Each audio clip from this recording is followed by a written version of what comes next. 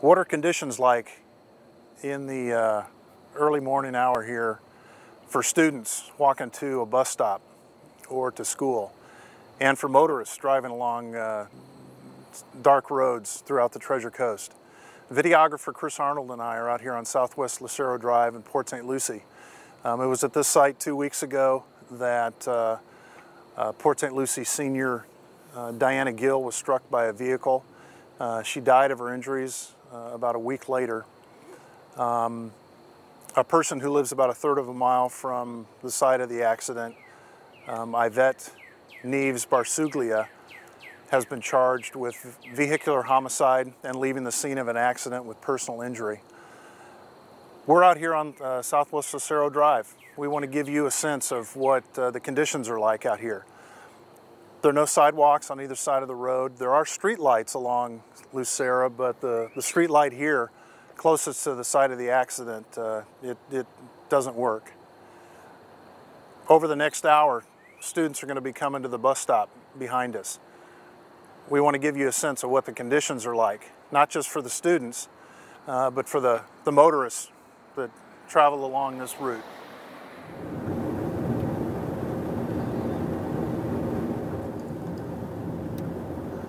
The speed limit along Southwest Lucero Drive is 30 miles per hour, but some of the residents that our reporters talked to when we covered the Dayanna Gil tragedy reported that they have motorists that travel through here as fast as 50 miles an hour.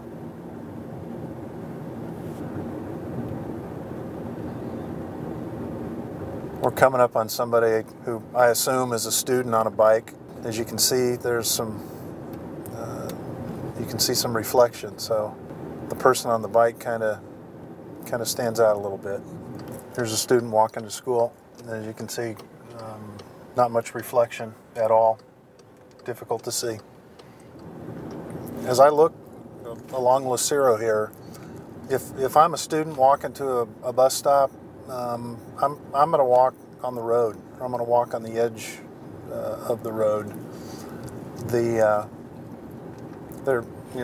There's grass on both sides. There's no sidewalks. But if you're walking in the grass, you're having to come back onto the pavement at different places. The grass gets uneven. Of course, it's going to be damp early in the morning like this. So I imagine that the natural thing for most students to do is to walk in the road or along the road. Well, it's about 6:40 this morning, and we're driving along Lucero.